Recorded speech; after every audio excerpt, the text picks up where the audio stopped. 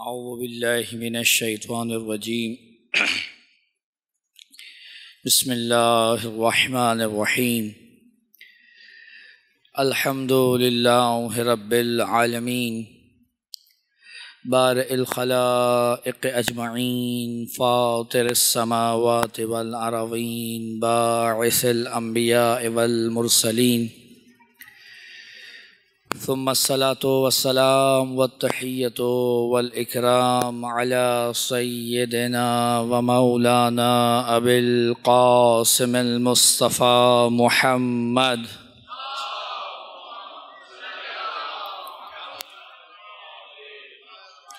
وعلى أهل بيته الطيبين الطاهرين المعصومين المظلومين المنتجبين المنتخبين ولعنة الله على أعدائهم أجمعين من الأولين والآخرين يا رب العالمين.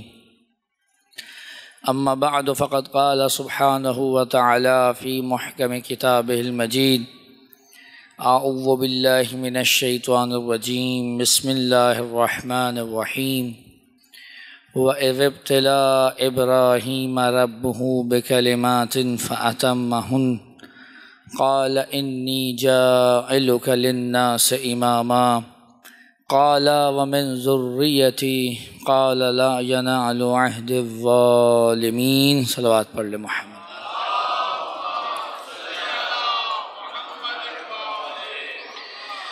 آپ حضرات سے گزارش ہے کہ ایک مرتبہ سورہ حمد اور 3 مرتبہ سورہ اخلاص کی تلاوت فرمائیں. جناب حسن رضا صاحب کے خانوادے سے متعلق جو مرحومین ہیں اپنے مرحومین کو شامل کرتے ہوئے علماء کرام مراجع عظام جو ہم میں موجود نے انہیں شامل کرتے ہوئے جملہ مرحوم مومنین مومنات کو شامل کرتے ہوئے ہدیہ فرما دیجیے. بسم اللہ الرحمن الرحیم الحمدللہ رب العالمین الرحمن الرحیم مالک یوم الدین نستعین اهدنا الصراط المستقیم صراط الذین انعمت علیہم غیر المغضوب علیہم ولا الضالین.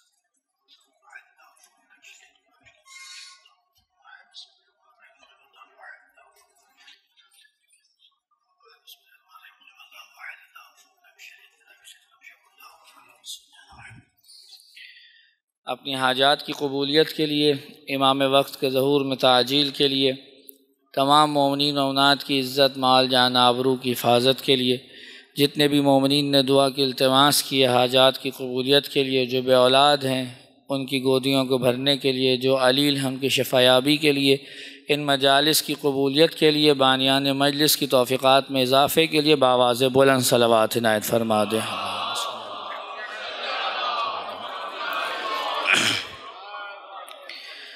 عزیزان محترم سلسلہ گفتگو کی آج چوتھی اور اختتامی نشست ہے. موضوع سخن جو ہے وہ امامت ہے اور اسی کے ذیل میں گزارشات آپ کی خدمت میں پیش کی جا رہی ہیں. کل گفتگو امام کی افضلیت اور منصوص من اللہ ہونے کے محور کے گرد رہی کہ یہ حق پروردگار کا ہے کہ وہ کس کو اس امت کے ہادی کے طور پر منتخب کرتا ہے. نہ یہ امت کا کام ہے اور نہ ہی یہ پیغمبر کا کام ہے، بلکہ یہ کام پروردگار کا ہے.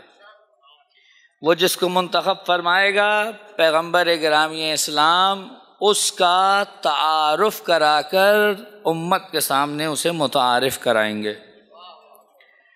اور ہم نے اس کے اوپر عقلی طور پر بات کی کہ یہ ممکن نہیں ہے کہ پروردگار اپنی جانب سے اور رسول اپنی جانب سے اس دین کو بغیر کسی ہادی اور محافظ کے چھوڑ کر چلے جائیں.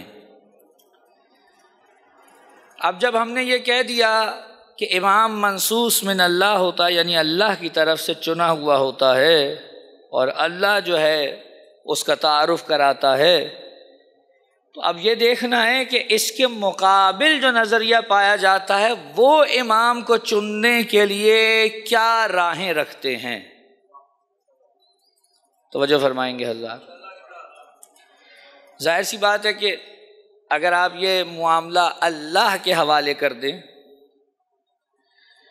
تو پھر آپ نچیت ہیں، آرام سے جس کو خدا کہے اس کے پیچھے چل دیں۔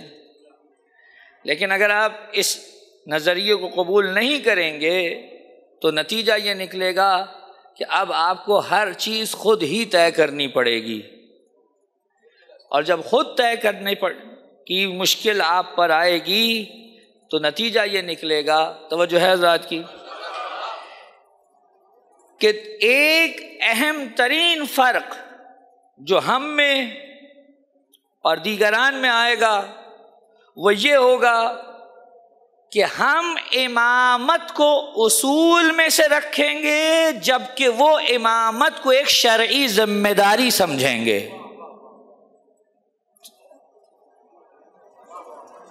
یعنی کیا؟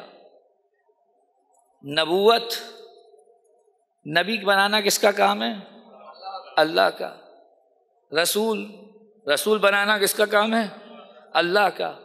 تو جو اللہ نے بنائے ہیں وہ کہاں ہیں؟ فروعات میں یا اصول میں؟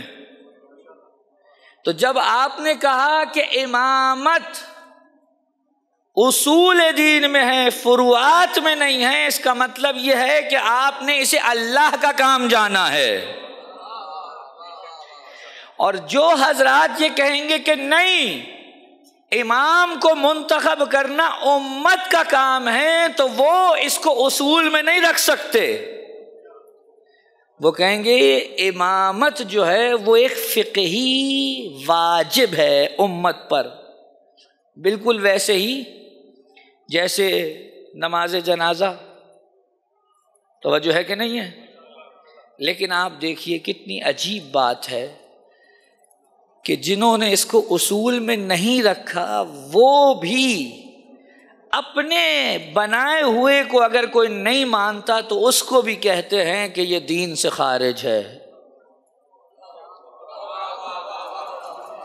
بھئی یا تو آپ اصول میں رکھ لیں تو بات واضح ہو جائے، اصول میں بھی نہیں ہے، اور جو نہ مانے وہ دین سے خارج بھی ہو جاتا ہے۔ تو اب پوچھئے کہ بھائی بتائیے، چلیے آپ اللہ کے بنائے ہوئے کو نہیں تسلیم کرتے، آپ کے پاس کیا راہیں ہیں؟ کیسے منتخب کریں گے؟ کہا جی ہمارے پاس 3 راہیں ہیں۔ پہلی راہ تو یہ ہے کہ اس پر اجماع ہو جائے۔ کیا ہو جائے؟ اجماع ہو جائے۔ آپ جا کر تاریخ اسلام اٹھا لیجئے، یہ لفظ اجماع پر آپ کو کبھی اجماع نہیں ملے گا۔ جن کے لیے یہ کہا جائے کہ ان پر اجماع ہو گیا ہے، پریشان تو نہیں ہے؟ جن کے لیے کہا جا رہا ہے کہ ان پر اجماع ہو چکا تھا، سب نے بیعت کر لی تھی، خود ان پر بھی اجماع نہیں ہوا۔ باقیوں کو تو چھوڑیں، بنی ہاشم ہی شامل نہیں تھے۔ آپ امت میں بنی ہاشم کو تصور کرتے ہیں یا نہیں کرتے؟ اگر کرتے ہیں تو ان کے بغیر کیسے اجماع ہوا؟ سنتے جائیں، آج صرف نقل کروں گا، شاید نقد نہ کر پاؤں، نقد آپ کے دماغ خود کر لیں گے انشاءاللہ۔ اگر بنی ہاشم شامل نہیں تھے تو اجماع کیسے ہوا؟ اور بنی ہاشم کو چھوڑیے، انصار میں سے بھی کئی ایسے ہیں جو شامل نہیں ہیں، تو اجماع کیسے ہوا؟ تو اب معلوم ہوا کہ اجماع کی تعریف بدلی، اور کہا اجماع کا مطلب یہ ہے کہ اگر پوری امت میں سے 1-2 افراد بھی کر لیں تو بھی معاملہ درست ہے۔ اب یہ سمجھ میں نہیں آ رہی کہ یہ اجماع 2 لوگوں سے کیسے منعقد ہو رہا ہے؟ فقط 2 لوگ بھی اگر، اچھا یہیں رک کے ایک جملہ کہہ رہا ہوں، یہ پوری ان 4 تقریر کا خلاصہ دے رہا ہوں ایک جملے میں۔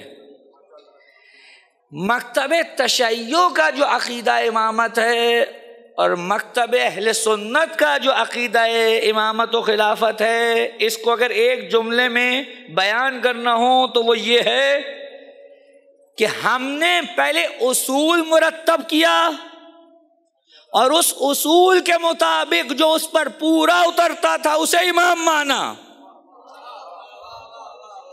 اور وہاں پر یہ ہوا کہ جو تاریخ میں ہو چکا ہے اس کو جسٹیفائی کرنے کے لیے اصول مرتب کیے گئے۔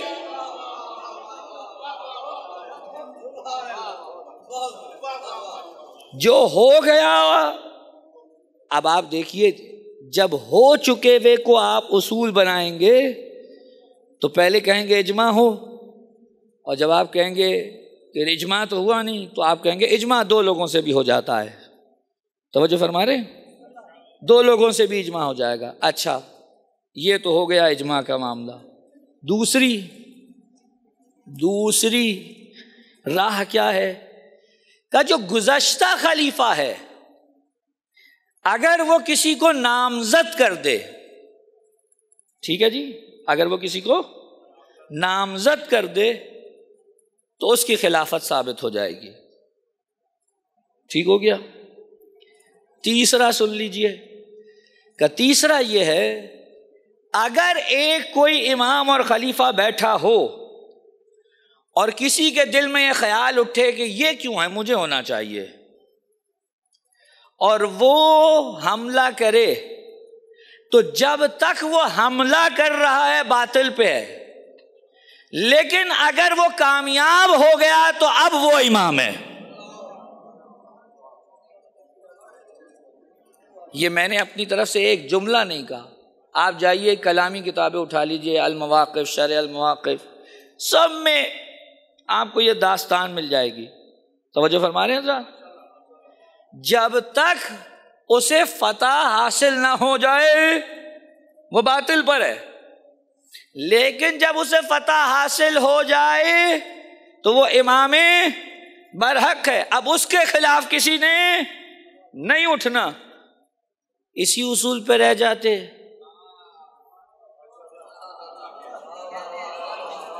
کم از کم صفین کا تو فیصلہ ہوتا۔ صلوات پڑھے محمد والے محمد پر۔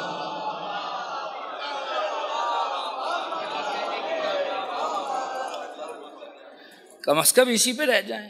آپ یقین کر لیجئے اس قدر تضاد ہیں، کیوں؟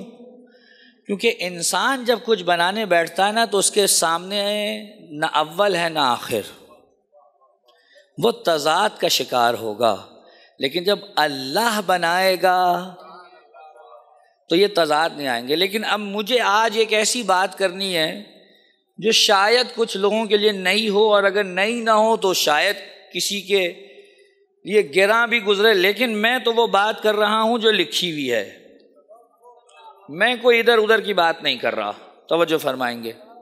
3 راہیں ہو گئی نا، کیا کیا گنوانا ہے آج آپ نے مجھے؟ اجماع، نامزدگی اور استعلاء غلبہ، ٹھیک ہو گیا؟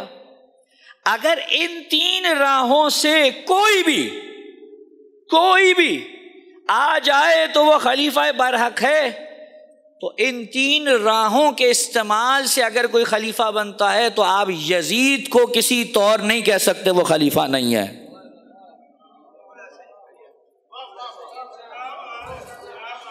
نہیں، بات نہیں پہنچی ہے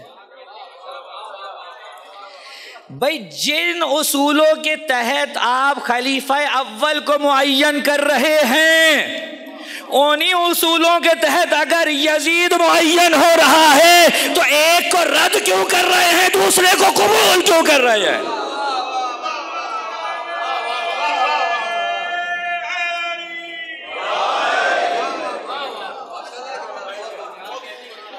بیعت ہوئی کہ نہیں ہوئی؟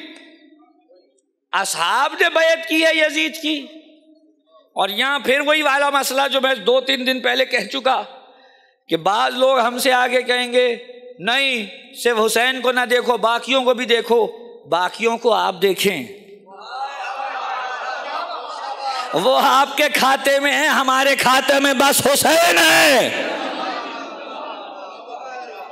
باقیوں کو آپ ملحوظ خاطر رکھیے، ہمیں کوئی ضرورت نہیں ہے غلط جملہ نہ کہیے کہ حسین حق پر تھے، حسین حق پر نہیں تھے، حسین ہی حق تھے۔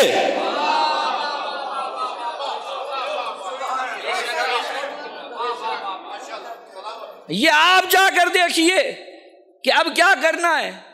کچھ لوگوں نے باوجود اس کے کہ انہیں درجہ صحابیت حاصل تھا جا کر یزید کی بیعت کر لی، لیکن آپ دیکھیے اچھا بعض لوگوں کو تو خبر ہو گئی ہے، توجہ فرما رہے ہیں حضرات، بعض لوگوں کو خبر ہو گئی ہے کہ جو اب تک جس کو ڈیفینڈ کرتے آئے ہیں، اگر اس موقع پر یزید سے ہاتھ اٹھایا تو جس کا آج تک ڈیفینس کیا ہے وہ سب برباد ہو جائے گا۔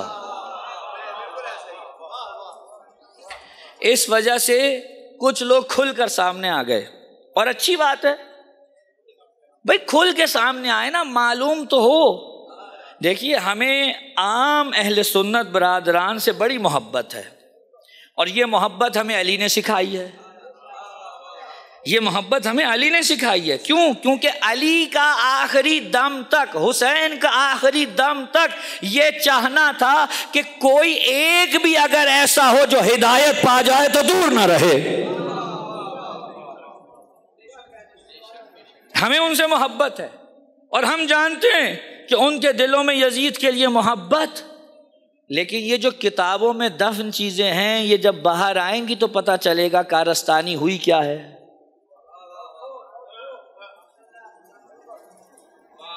آپ حسینی ہیں، ہمارے کئی برادران اہل سنت بھی حسینی ہیں، لیکن میں آپ کو ایک بات کہوں، ہاتھ جوڑ کے کہوں گا، کوئی برادر اہل سنت اگر حسینی ہے تو یہ اس کا اپنا ذاتی عقیدہ ہے، مکتب کا نہیں۔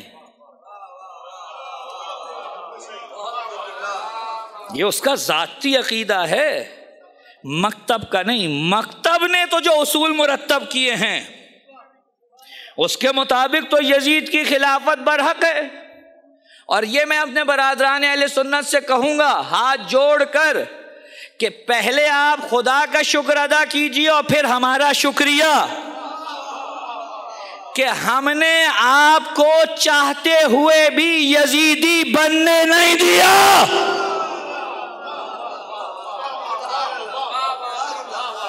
وگرنہ آپ جا کے دیکھ لیجئے کیسے کیسے لوگ ہیں۔ تو اب توجہ فرما رہے ہیں حضرات، یزید کی بیعت بھی ہوئی، توجہ ہے، یزید کی بیعت بھی ہوئی۔ جو پچھلا خلیفہ تھا اس نے یزید کو نامزد بھی کیا، بھائی توجہ نہیں ہے حضرات کی، نامزد بھی کیا، اور غلبہ بھی اسی کے پاس تھا، بھائی توجہ ہے کہ نہیں ہے۔ تو اب ان تینوں اصول کے مطابق یزید کی خلافت کو کیسے رد کیجیے گا؟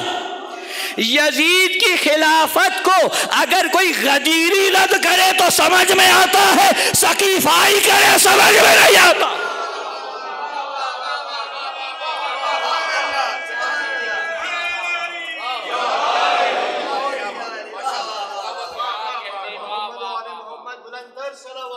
اللہ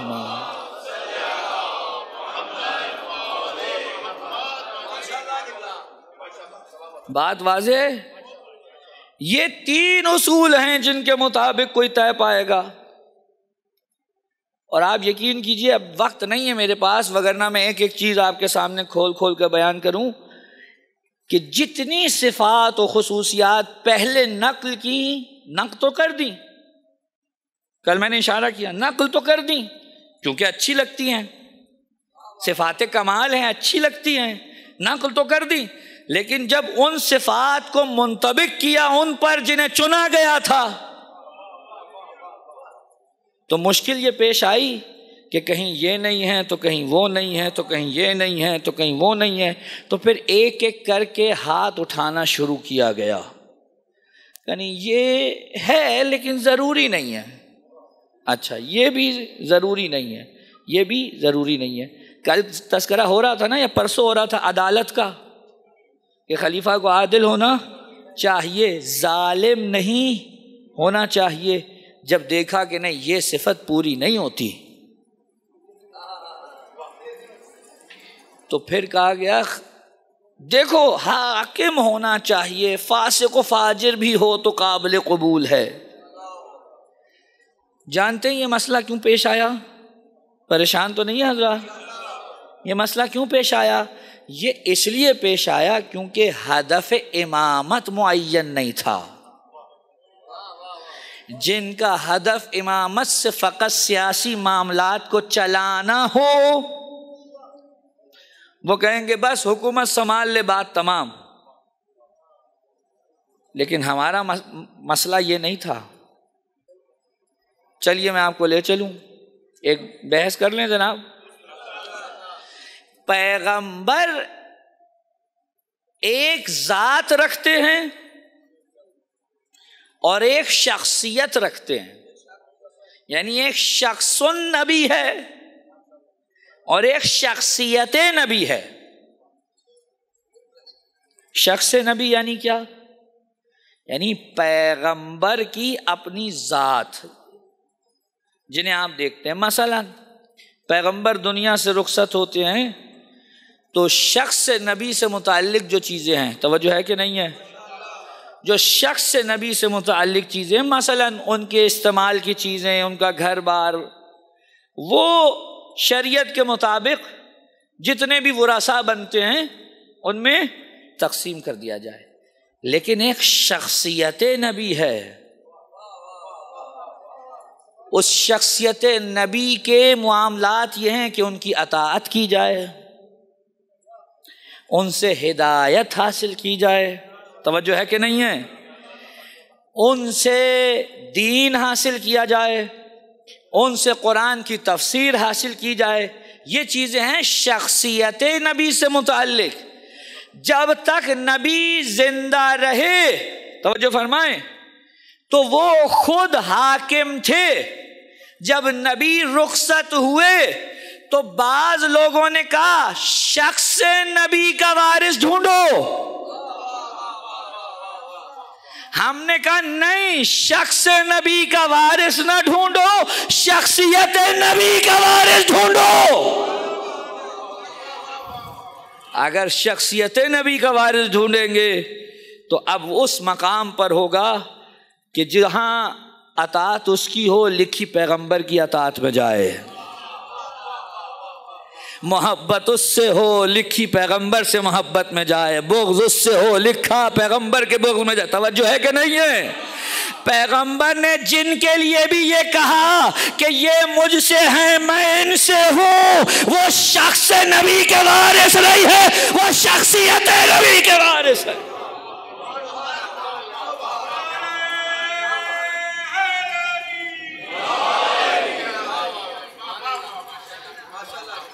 شخص نبی گئے ہیں، شخصیت نبی نہیں گئی، ان کا وارث چاہیے۔ اب ان کا وارث کون ہوں؟ میں نے پہلے دن کہا تھا جب تک نبی کو نہیں سمجھیں گے شخصیت نبی سمجھ میں نہیں آئے گی، اور جب شخصیت نبی سمجھ میں نہ آئے گی تو آپ وارث کو کیسے سمجھ پائیں گے؟ پیغمبر کی شخصیت کا وارث کون ہے؟ توجہ ہے حضرات کی؟ شخصیت کا وارث یا تو یہ ہو کہ آپ کہیں کہ کوئی ایسا نہ تھا جس کے اندر پیغمبر جیسی صفات پائی جاتی ہوں، تو پھر تو بات درست ہے۔ لیکن اگر آپ کو نہ ملے تو آپ ہم سے پوچھیں، ہم آپ کو بتاتے ہیں کہ کس میں صفات پیغمبر تھیں۔ نہیں، بات نہیں پہنچی۔ میرے مولا امام رضا علیہ الصلوۃ والسلام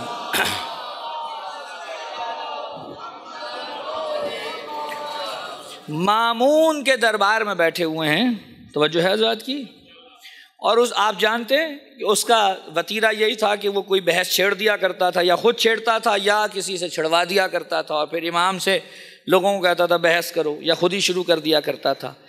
اب ایک ایسا مناظرہ ہے دربار مامون میں جس میں جناب امیر کے اوپر گفتگو ہو رہی ہے، اور جناب امیر پہ جب گفتگو شروع ہوئی تو اس نے کہا یہ بتائیے آپ کی نظر میں، جملہ ہے قیمتی، آپ کی نظر میں قرآن مجید میں آپ کے جد علی کی شان میں سب سے بہترین آیت کون سی ہے؟ سب سے بہترین آیت کون سی ہے؟ اب آپ کے اذہان میں بھی کچھ نہ کچھ آ رہا ہوگا، کوئی آیت تطہیر سوچے بیٹھا ہوگا، مثلا کوئی آیت ولایت سوچے بیٹھا ہوگا، لیکن اب امام سے پوچھیں تو کون سی ہے؟ امام نے کہا میری نگاہ میں سب سے بہترین فضائل علی پہ مبنی آیت وہ ہے جس میں پیغمبر کو حکم دیا فَقُلْ تَعَالَوْا نَدْعُوا أَبْنَاءَنَا وَأَبْنَاءَكُمْ وَنِسَاءَنَا وَنِسَاءَكُمْ وَأَنفُسَنَا وَأَنفُسَكُمْ کہ علی کے لیے اس سے بڑھ کر کوئی فضیلت نہیں ہے کہ وہ نفس پیغمبر ہے۔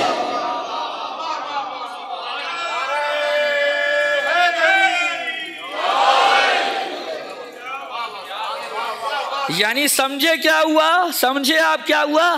ہمارے ائمہ نے بتایا شخصیت پیغمبر کا وارث کون ہے۔ ائمہ نے، امام نے کیا کیا؟ امام نے علی کی فضیلت کو بھی رسول سے جوڑا۔ نہیں، بات نہیں پہنچی ہے۔ علی کی فضیلت کو رسول سے جوڑا، کہا نفس پیغمبر ہیں۔ اس نے سامنے سے پینترا بدلا، اس نے کہا یہ جو آپ کہہ رہے ہیں نفس پیغمبر ہیں تو اس سے علی تو مراد نہیں ہے، تو پھر کون ہے بتاؤ؟ کہ اس سے مراد خود رسول ہیں۔ یہ ابھی تازہ کسی کے دماغ میں نہیں آیا، یہ پیچھے سے چلا آ رہا ہے کہ اس سے مراد کون ہے؟ اس سے مراد خود رسول ہیں۔ امام نے کہا مامون میں نہیں سمجھتا تھا کہ تجھے اتنی بھی عربی نہیں آتی۔ کہا کیا مطلب؟ کہا قرآن کہہ رہا ہے بلاؤ، عربی لغت اور ادب میں کہیں یہ محاورہ استعمال نہیں ہوتا کہ اپنے آپ کو بلاؤ، اگر بلایا ہے تو کوئی غیر از رسول ہوتا ہے، لیکن معاملہ یہ ہے کہ رسول کا غیر ہو کر بھی نفس پیغمبر ہے۔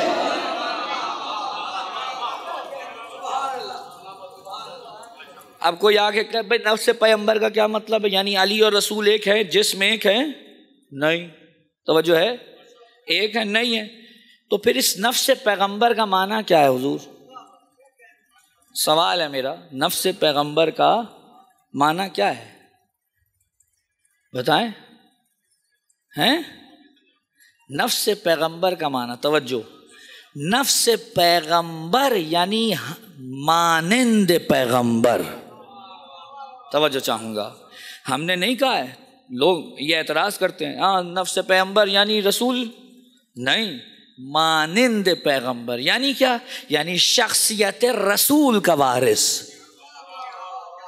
رسول دنیا سے چلے جائیں لیکن وہ موجود ہے، جس نے اس کے ہاتھ پہ بیعت کی اس نے رسول کی بیعت کی، جس نے اسے ٹھکرایا اس نے رسول کو ٹھکرایا، جس نے اس سے محبت کی اس نے رسول سے محبت کی، جس نے اس سے بغض رکھا اس نے رسول سے بغض رکھا، جس نے اس کا کہا مانا اس نے رسول کا کہا مانا، جو اس کے ساتھ تھا وہ رسول کے ساتھ تھا، جو اس دنیا میں علی کے ساتھ ہے وہ اس دنیا میں بھی یہی رسول کے ساتھ ہے، اس دنیا میں بھی رسول کے ساتھ ہے۔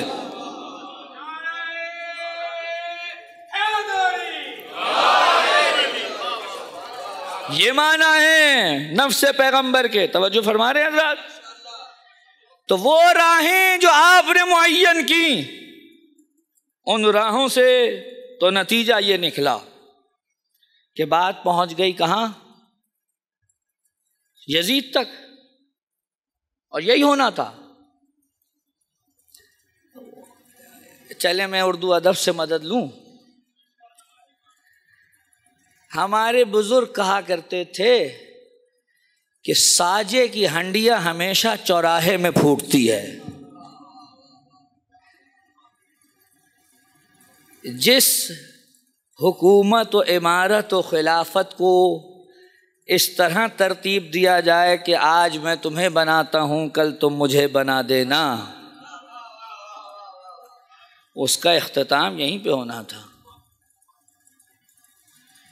لیکن اب یہاں پر رک جائیں، ایک بڑا مسئلہ ہے۔ کوئی کہے کہ آپ کہتے ہیں کہ پیغمبر نے، خدا نے علی کو بنایا تھا، تو اگر علی بن گئے تھے تو ظاہراً تو نہیں آئے نا حکومت پر، توجہ ہے کہ نہیں ہے؟ ظاہراً تو نہیں آئے، تو اگر نہیں آئے تو نہیں بنے، یعنی وہ ظاہر کو دیکھ رہے ہیں۔ کہہ رہے ہیں اگر اللہ نے بنایا تھا تو بن جاتے، اور اگر ظاہری طور پہ نہیں بنے اس کا مطلب ہے اللہ نے نہیں بنایا۔ نہیں، بات نہیں پہنچ رہی بھئی۔ آپ ہی لوگ کہتے ہیں نا کہ اللہ کی مرضی کے بغیر کچھ نہیں ہوتا، کہتے ہیں نہیں کہتے؟ جب اللہ کی مرضی کے بغیر کچھ نہیں ہوتا تو بس پھر اس میں بھی اللہ کی مرضی تھی۔ اور آپ دیکھیں ایسے ایسے مسلمان ہیں اس زمانے میں، وہ کہتے ہیں جی کہ یہ واقعہ کربلا میں کیا تھا، یزید کا کیا قصور؟ ہاں یزید کا کیا قصور؟ اللہ نے چاہا یہ ہو گیا، اللہ نے یہ چاہا ہو گیا۔ کسی بھی دنیا کی عدالت میں اگر ان صاحب کا جو یہ جملہ کہہ رہے ہیں بیٹا قتل ہو جائے اور وہ جا کر عدالت میں کیس فائر کریں اور سامنے والا یہ کہہ دے کہ بھئی میں نے کیا کیا ہے،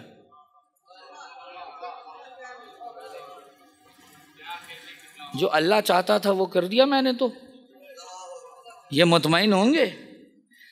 اپنے بیٹے کے لیے مطمئن نہیں ہوتے، نبی کے بیٹے کے لیے مطمئن ہو گئے۔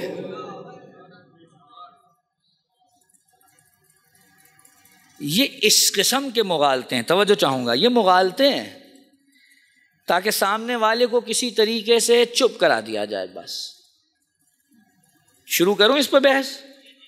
صلوات پڑھے محمد والے محمد پر۔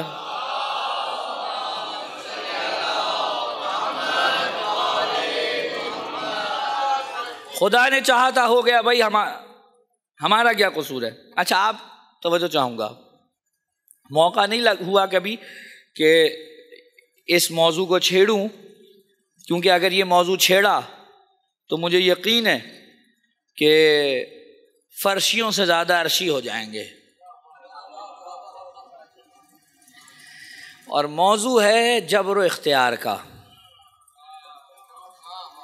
یہ پورا ایک موضوع ہے کلامی، اس کو چھیڑنے کے لیے بڑا دل چاہیے اور سننے والوں کو چھیڑنے والے سے بڑا دل چاہیے۔ لیکن یقین کر لیجئے کہ اگر یہ اس قسم کے موضوعات حل نہ ہوں تو آپ دینی معاملات کو درست نہیں کر سکتے۔ وہ افراد جو جبر کے قائل ہیں، آپ جانتے ہیں جبر کے قائل بھی کیوں ہوئے؟ بہت توجہ چاہوں گا، یہ جبر کے قائل کیوں ہوئے؟ وہ جو آ کر بیٹھے تھے ممبروں پر، انہوں نے ایسے ایسے کام انجام دیے کہ جو سیرت پیغمبر میں تو نہیں ملتے تھے، اور لوگوں نے آ کے کہا یہ تم کیا کر رہے ہو، یہ تم کیوں ظلم کر رہے ہو، تم کیوں اصحاب رسول کو مار رہے ہو، تم کیوں ان کو در بدر کر رہے ہو، تم کیوں اقربا پروری کی نئی مثالیں قائم کر رہے ہو؟ توجہ ہے؟ تو آگے سے انہوں نے دیکھا کہ جناب قرآن اور حدیث سے تو جان نہیں بچ سکتی، اب کیا کریں؟ انہوں نے کہا سارا ملبہ خدا کے کھاتے میں ڈال دو۔ توجہ فرمائیں، انہوں نے کہا بھئی ہم نے کیا کیا ہے؟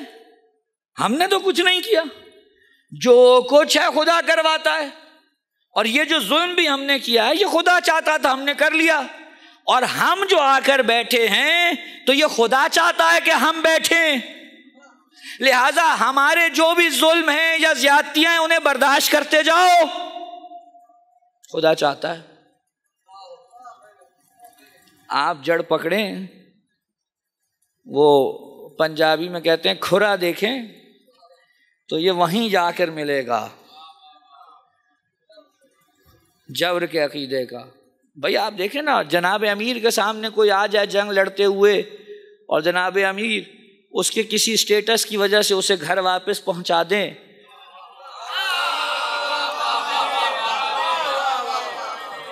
اور پھر ان سے پوچھا جائے کہ یہ کیوں کیا آپ نے، تو جائیں کتابوں میں موجود ہے، انہوں نے جھٹ سے کہا میں نے کیا کیا، خدا یہ چاہتا تھا۔ یعنی اپنا سارا کام اللہ کے کھاتے میں۔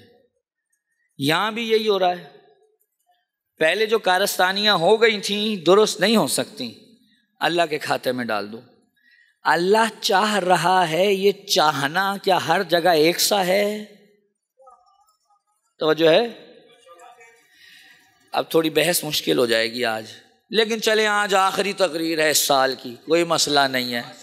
اب کل مجھے یہ خطرہ بھی نہیں ہے کہ کل آپ آئیں گے یا نہیں آئیں گے۔ صلوات پڑھے محمد والے محمد پر۔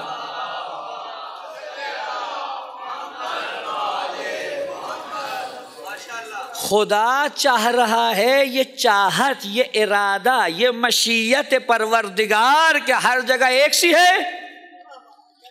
اللہ یہ چاہتا ہے کہ میں نماز پڑھوں، لیکن میرا نماز پڑھنے کا اور اللہ کی اس چاہت کا یہ مطلب ہے کہ جیسی اذان ہو تو میں فوراً سجدے میں گر جاؤں؟ وہ چاہتا ہے یا نہیں چاہتا میں روزے رکھوں؟ اور نہیں چاہتا تو واجب کیوں کیے ہیں؟ پھر نہیں چاہتا تو واجب کیوں کیے ہیں؟ واجب کیے ہیں اس کا مطلب چاہتا ہے نا۔ تو اگر چاہتا اور آپ کہتے ہیں اللہ کی چاہت کے خلاف تو ہو نہیں سکتا، تو پھر یہ ممبروں پہ جمعے کے بیٹھ کر کیوں دنیا کو کہتے ہیں نمازیں پڑھو،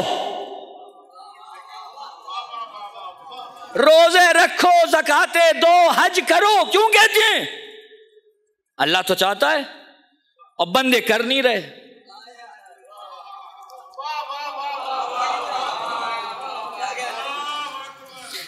اللہ چاہتا ہے، بندے نہیں کر رہے، تو کیا معنی ہوا؟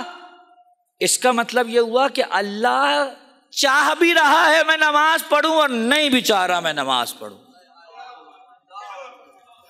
آئیے، چاہ بھی رہا ہے اور نہیں بھی چاہ رہا۔ بھئی ہر چیز کا اگر یہی جواب ہے کہ جو اللہ چاہتا ہے، اور آپ کو پتہ ہے عرب کا یہ مسئلہ تھا، عرب کا، نہیں چلیں لفظ بدلتا ہوں، عرب کے بدوؤں کا یہ مسئلہ تھا کہ جب پیغمبر، قرآن کی آیت ہے، جب پیغمبر ان سے کہتے تھے زکوٰۃ دو، تو وہ کہتے تھے اگر خدا چاہے گا تو ہم خود دے دیں گے۔ یعنی مسلمان ہونے کے بعد بھی عقیدہ نہیں بدلا۔ بھئی توجہ فرمائیں، عقیدہ وہی رہا، وہ عقیدہ جو جبر کا تھا وہ اپنی جگہ پہ رہا۔ اللہ چاہتا ہے میں اچھے کام کروں، برے کاموں سے بچوں، اس کے باوجود برے کام ہو رہے ہیں، اچھے کاموں سے دوری اختیار کی جا رہی ہے۔ آپ جانتے ہیں اگر جبر کو مان لیا جائے اس کا مطلب یہ کہ اللہ نے سارے پیغمبر فضول بھیجے، سارے پیغمبر فضول بھیجے۔ کیوں؟ توجہ ہے، کیوں فضول بھیجے؟ بھئی ایک طرف کہہ رہا ہے یہ کرو یہ نہ کرو، دوسری طرف جو کہہ رہا ہے نہ کرو وہی کروا رہا ہے،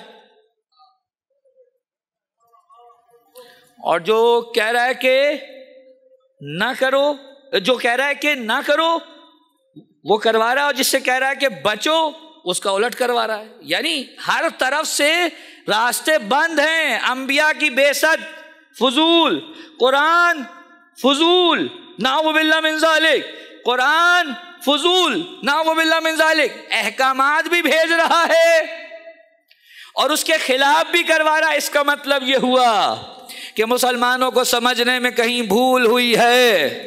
معاملہ یہ نہیں ہے، ایک اللہ کی چاہت یہ ہے کہ اللہ چاہتا ہے لیکن اس میں اس نے میرے اختیار کو ملحوظ خاطر رکھا ہے۔ میں چاہتا ہوں تم نماز پڑھو لیکن اپنے اختیار سے، میں چاہتا ہوں تم روزہ رکھو مگر اپنے اختیار سے، تاکہ پتہ چلے کون وفادار ہے۔ اور ایک ارادہ خدا کا، ایک چاہت خدا کی ایسی ہے کہ آپ چاہیں یا نہ چاہیں کوئی فرق نہیں پڑتا۔ تو جو ہے کہ نہیں ہے، خدا یہ چاہتا ہے میں دنیا کو خلق کروں، اس میں نہ دنیا کا ارادہ دخیل ہے نہ آپ کا۔ ایسے ہے بھئی، آپ دنیا میں آئے، آپ سے پوچھا تھا کس کے گھر میں آنا ہے، پوچھا تھا ماں باپ کون ہوں گے، پوچھا تھا؟ یہ اللہ کے ایسے ارادے ہیں جس میں اختیار انسان دخیل نہیں ہے۔ ایک ارادہ خدا کا یہ ہے، اس کو کہتے ہیں ارادہ تکوینی، اور ایک ارادہ وہ ہے جس میں اللہ نے انسان کے ارادے کو، انسان کے اختیار کو ملحوظ خاطر رکھا ہے، اس کو کہتے ہیں ارادہ تشریعی۔ اب جب تکوینی اور تشریعی ارادے کی بیچ میں جو فرق ہے وہ سمجھ میں آ گیا، تو اب کیسے کہیں گے یزید نے جو کیا وہ اللہ چاہتا تھا؟ اللہ نہیں چاہتا کہ حسین کو یزید قتل کرے، لیکن اگر وہ اپنے اختیار سے یہ کام کرتا ہے، خدا اختیار سلب نہیں کرے گا۔ بھئی اختیار سلب کر لے اگر خدا، پریشان تو نہیں ہے حضرات؟ اگر خدا اختیار کو سلب کر لے تو پھر نہ جزا ہے نہ سزا ہے، پھر کس چیز کی سزا کی؟ یعنی میں ربوٹ ہوں کہ مجھے چابی بھر کے چلا دیا گیا اور یہ کام کرتے رہو، یعنی پہلے خود مجھ سے برائی کروائے اور پھر جہنم بھیجے، اور پھر خود مجھ سے اچھائی کروائے اور جنت بھیجے؟ تو خدا اگر یہی کرنا تھا تو دنیا میں کیوں بھیجا؟ پہلے ہی کر لیتا، یہ وہی جنت و جہنم کا فیصلہ کر لیتا، بھیجا کائے کو مجھے؟ معلوم ہوا یہ لوگ مغالطہ کر رہے ہیں۔ بات پہنچ گئی؟ اور اب سنیے وہ بات جہاں سے شروع ہوئی تھی، اگر اللہ چاہتا تھا کہ علی بنے، یہ بات تو وہاں سے چلی تھی نا، اگر اللہ یہ چاہتا تھا کہ علی بنے تو پھر علی کیوں نہ بنے؟ کیوں کوئی دوسرا آ گیا؟ اور اگر علی نہیں بنے اس کا مطلب اللہ چاہتا ہی نہیں تھا۔ اچھا، کیا اللہ یہ چاہتا ہے کہ میں اس کو سجدہ کروں؟ چاہتا ہے میں نماز پڑھوں؟ اللہ چاہتا ہے؟ تو اگر وہ چاہتا تو سارے کافر مسلمان ہو جاتے،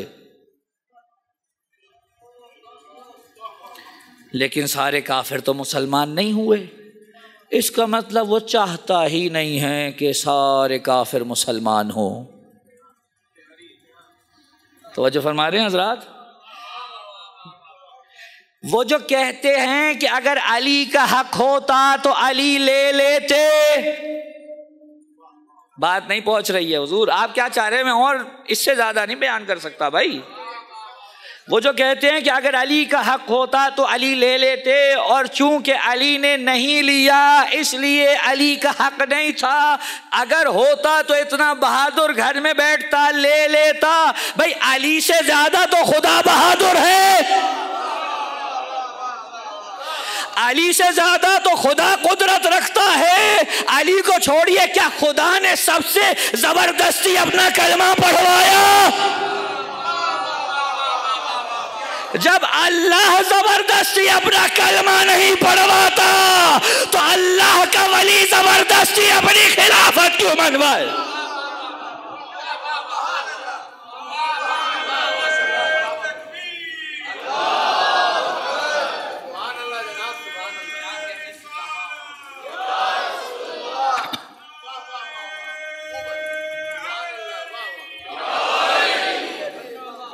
کیوں امیر المومنین زبردستی منوائے؟ اپنی اپنی نصیب کی بات ہے، کون اسے قبول کر کے نجات پا جائے اور کون اس سے دوری اختیار کر کے اپنی نجات سے دوری اختیار کرے۔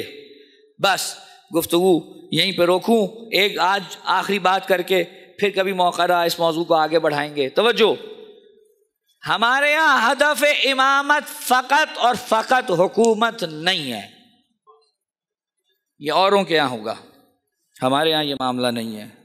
ہمیں امام کی صورت میں ہادی چاہیے، جو ہدایت کرے، توجہ ہے، جو ہدایت کرے۔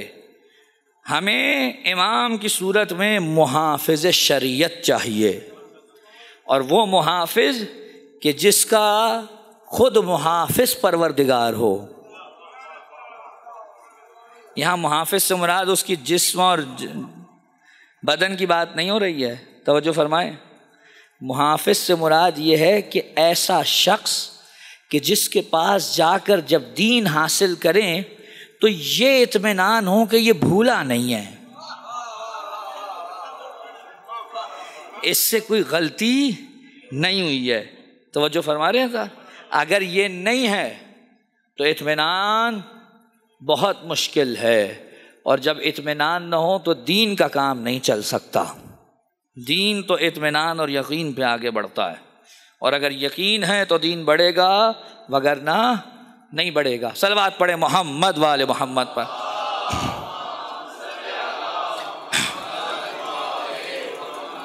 تو اب امام کیوں ضروری ہے؟ حاکم ہو تو جو ہے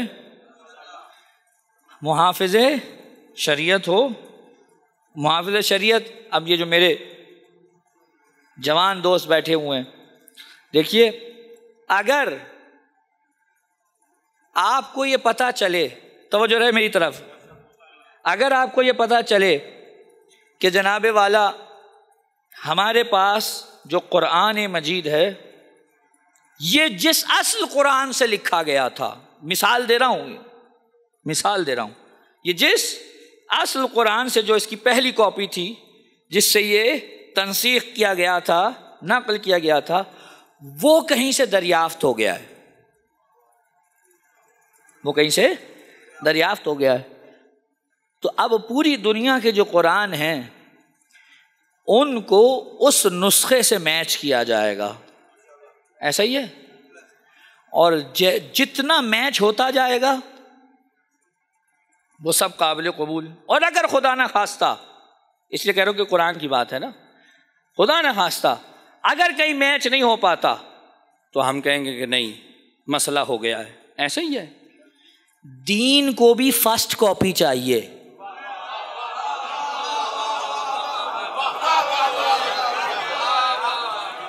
دین کو بھی ایک ایسی فرسٹ کاپی، ایک ایسا نسخہ چاہیے جس سے باقی سارے دین کو میچ کیا جائے۔ اللہ نے دین بھیجا، وہ چاہتا ہے اس کو محفوظ رکھے، اس لیے ہر زمانے میں اس نے اس کی ایک فرسٹ کاپی محفوظ رکھی ہے کہ جس نے اصل دین لینا ہو وہ اپنے دین کو اس کے آگے پیش کرے، جتنا ملتا جائے گا میرا ہے، جتنا اختلافی ہوگا وہ انسانوں کا ہے۔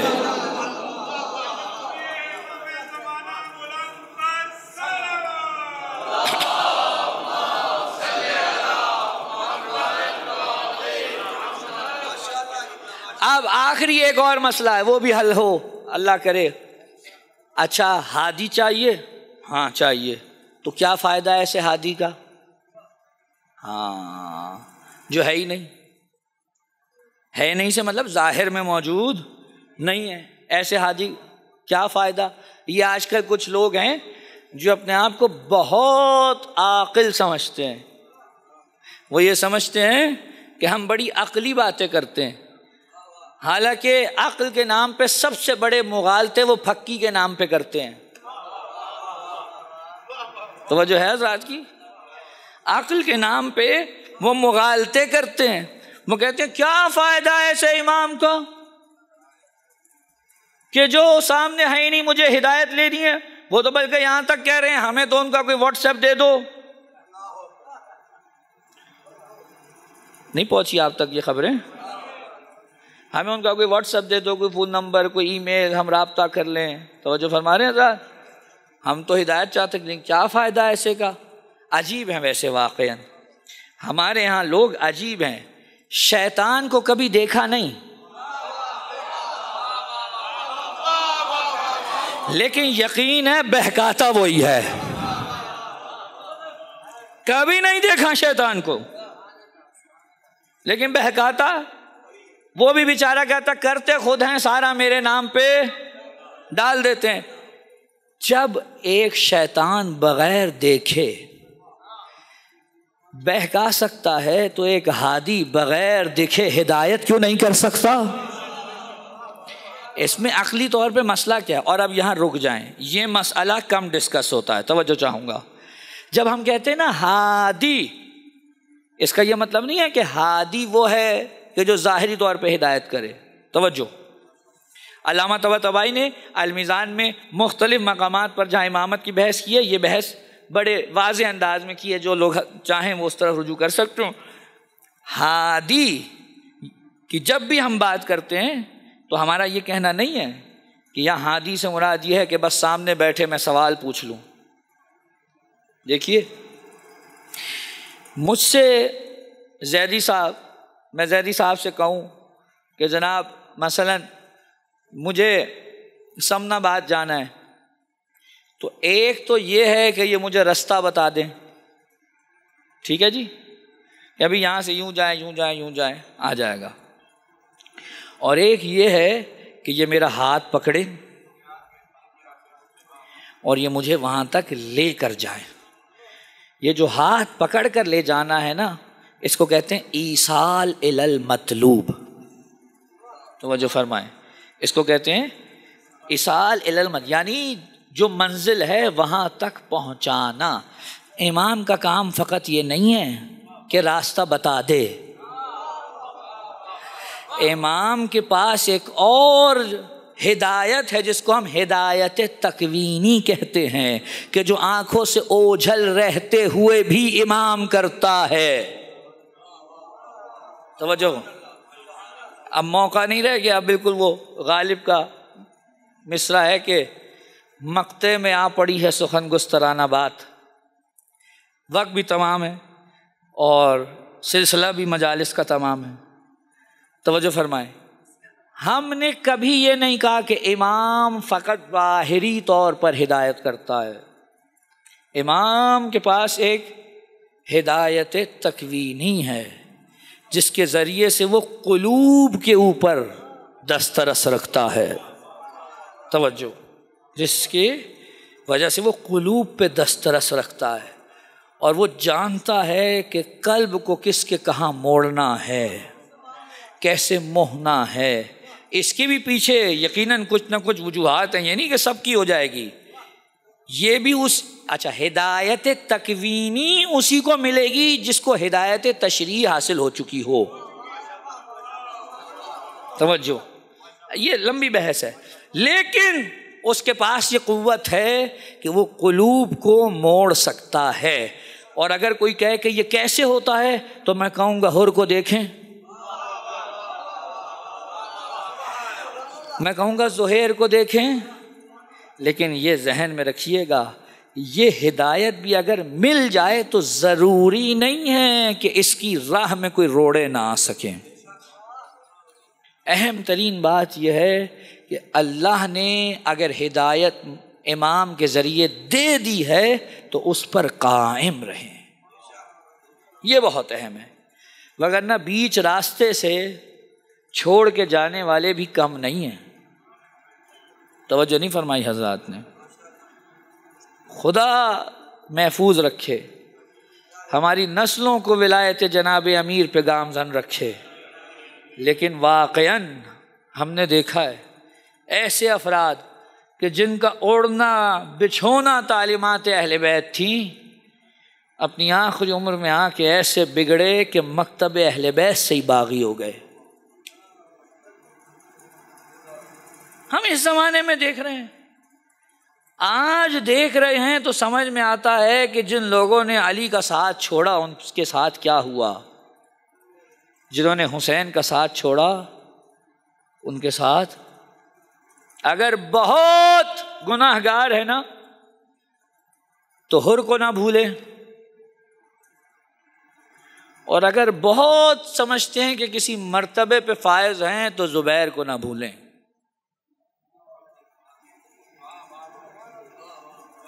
مومن وہ ہے جو خوف اور رجا کے بین بین رہے۔ توجہ، ہمیشہ خدا سے دعا کرے پروردگار یہ جو ہدایت نصیب کی ہے اس پہ گامزن رکھنا، یہ نہ ہو میرا نفس امارہ مجھے اس جادہ ہدایت سے ہٹا دے۔ اور جب یہ ہو جائے نا، جب یہ ہو جائے تو انسان جانتے بوجھتے بھی وہ کام کرتا ہے کہ جو انسان تصور نہیں کر سکتا۔ میرے مولا حسین کا آخری وقت تھا، یہ شمر لعین میرے آقا کے سینے پہ سوار تھا۔ کیسے نقل کروں یہ جملے؟ علامہ مجلسی نے نقل کیا ہے، جب یہ شمر آیا ہے نا، میرا مولا زمین پہ پڑا تھا، اس نے آ کر آواز دی، امام نے آنکھیں کھولیں، اس نے امام حسین کی طرف دیکھا، حسین نے اس سے ایک جملہ کہا کہ اے شمر میں پیاسا ہوں۔ یہ جملہ سنتے ہی اس لعین نے ایسی ہتک کی، اپنا پیر حسین کے لبوں پہ مارا۔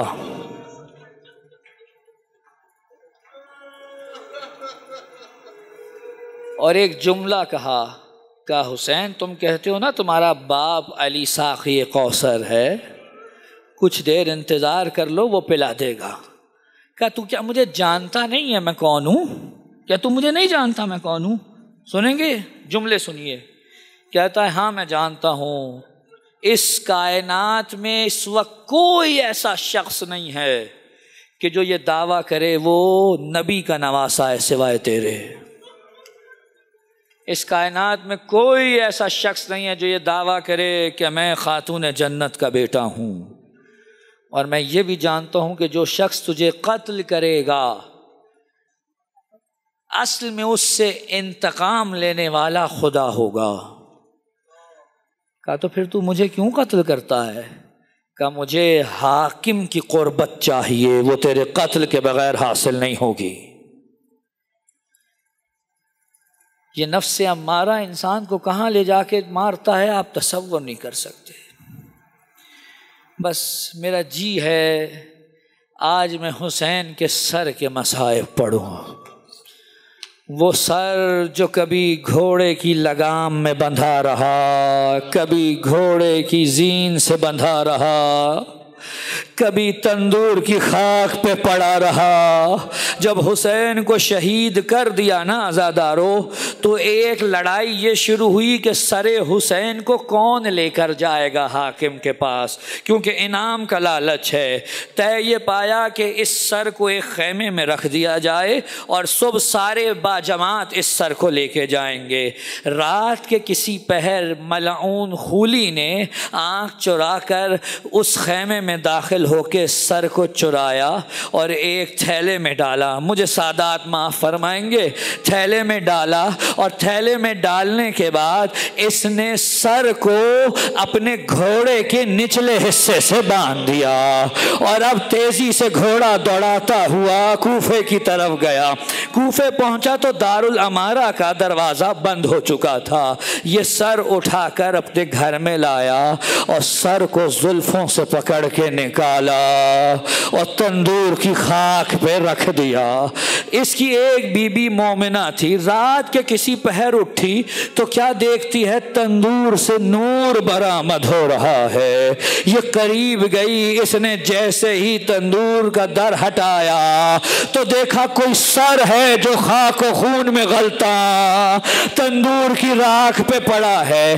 ابھی یہ معاملہ ہو ہی رہا تھا، اس نے اچانک دیکھا، علامہ مجلسی لکھتے ہیں اچانک دیکھا کچھ نور کی عماریاں اترنا شروع ہوئیں، نور کی عماریاں اترنا شروع ہوئیں۔ یہ ایک مرتبہ پیچھے کی طرف ہٹی، اس نے دیکھا پہلے ایک عماری اتری، اس میں سے ایک صاحب تشریف لائے، پھر ایک عماری اتری، اس میں سے ایک مستور تشریف لائی، پھر ایک عماری اتری، اس میں سے ایک مستور تشریف لائی۔ یہ آگے بڑھی، جس نے اس عماری کو پکڑا تھا اس سے پوچھا یہ کون ہے جو میرے گھر میں آتے ہیں؟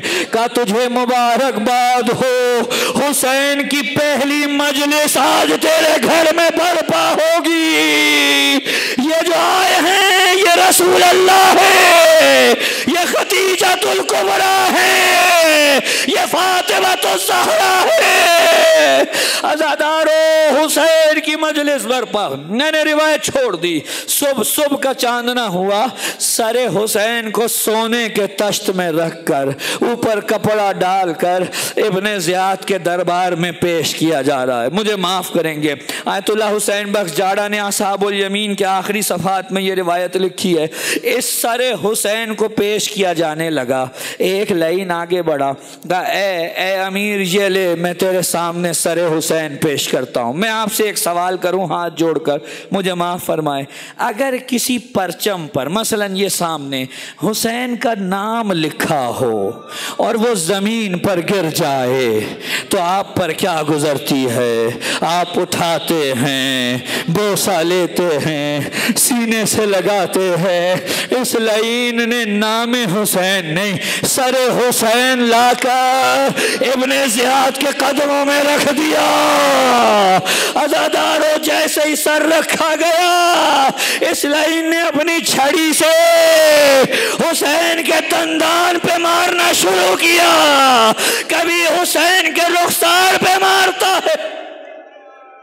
اجرکم اللہ۔ عزادارو اتنی بے ادبی سر حسین کی، اتنی بے ادبی سر حسین کی ایک مرتبہ، لیکن کہتے ہیں کیونکہ حسین کا سر ضربوں سے جدا کیا گیا تھا، اور سر حسین کو عام طور پہ آپ سنتے ہیں کہ سر حسین کو کند خنجر سے جدا کیا گیا تھا۔ عربی کتب میں کند خنجر کا لفظ موجود نہیں ہے، عربی میں ہے بالسیف المہند۔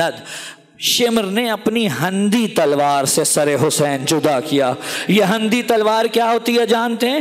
جس میں دھار نہیں ہوتی، دھار کی جگہ آرے کی طرح دانتے بنے ہوئے ہوتے ہیں، کیونکہ اس تلوار سے جدا کیا گیا تھا سر حسین۔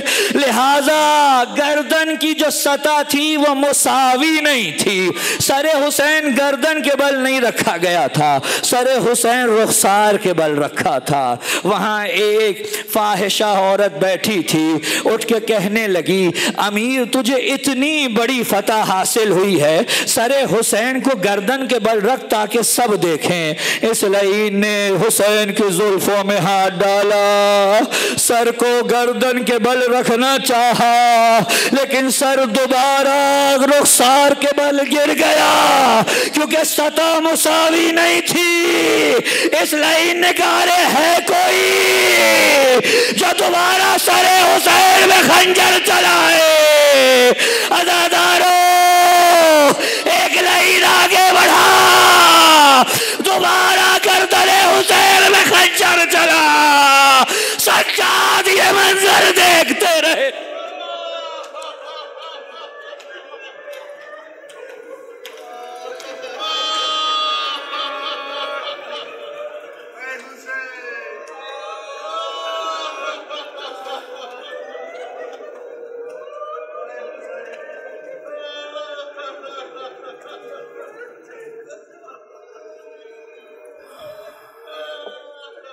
الا لعنت اللہ علی القوم الظالمین۔ ماتم حسین۔